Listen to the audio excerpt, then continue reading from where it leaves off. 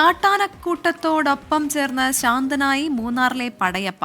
ഗൂഢാർവിള എസ്റ്റേറ്റിലാണ് പടയപ്പയും കൂട്ടവും തമ്പടിച്ചിട്ടുള്ളത്. Deputy range officer ജയചന്ദ്രനാണ് പടയപ്പയുടെ പുതിയ ദൃശ്യങ്ങൾ പകർത്തിയത്.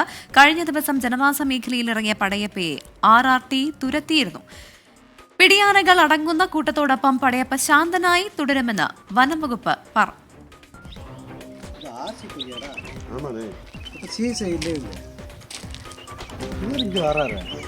ನಮ್ಮ ಶಕ್ತಿಗಳನ್ನ ಅವರು ಹೆಂಗೋಳ ಕಪ್ಪಿಯಾರು ಸೈನ್ವಾಲಿಗೆ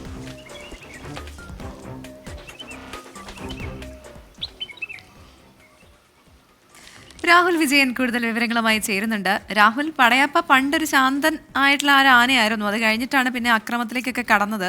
ഇപ്പോൾ ഈ കാട്ടാനക്കൂട്ടത്തോടൊപ്പം ചേരുമ്പോൾ പടയപ്പ കൂടുതൽ ശാന്തനായി കാണുന്നുണ്ട്. എത്ര കാട്ടാനകളുണ്ട്? ഈ ദൃശ്യങ്ങളിൽ കുറെ ആനകളെ കാണാം. എങ്ങനെയാണ് വനംവകുപ്പ് നൽകുന്ന വിവരങ്ങൾ?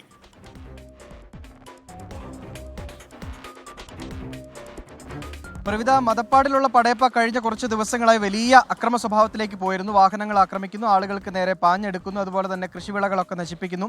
അത് നിത്യസംഭവമായിരുന്നു. അതെല്ലാ ദിവസവും നമ്മൾ വാർത്ത കൊടുക്കുകയും ചെയ്തതാണ്. പക്ഷേ കുറച്ച് ദിവസത്തിന് ശേഷം പടയപ്പയെ ശാന്തമായി കാണാൻ കഴിഞ്ഞു എന്നുള്ളതാണ് ഈ ദൃശ്യങ്ങളിൽ നിന്ന് നമുക്ക് പ്രേക്ഷകരിലേക്ക് എത്തിക്കാൻ കഴിയുന്നത്.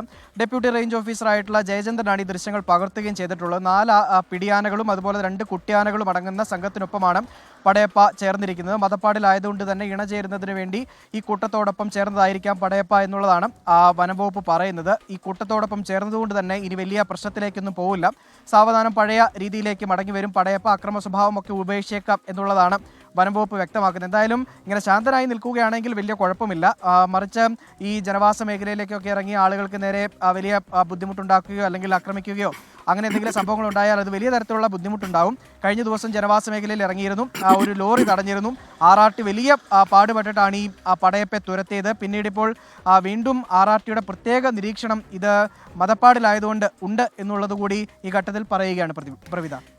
ശരി, മതപ്പാടിലാണ് പടയപ്പ. ഇപ്പോൾ ആ കാട്ടാനകളോടൊപ്പം ചേർന്നപ്പോൾ അല്പം ശാന്തനായിട്ടുണ്ട്. ആ മേഖലയിലുള്ള ജനങ്ങളെ സംബന്ധിച്ച് അതൊരു ആശ്വാസകരമായ വാർത്തയാണ്. പക്ഷേ ഏത് നിമിഷവും ഇത്ര നേരം ഈ ശാന്തത ഉണ്ടാവും എന്നുള്ളതാണ്.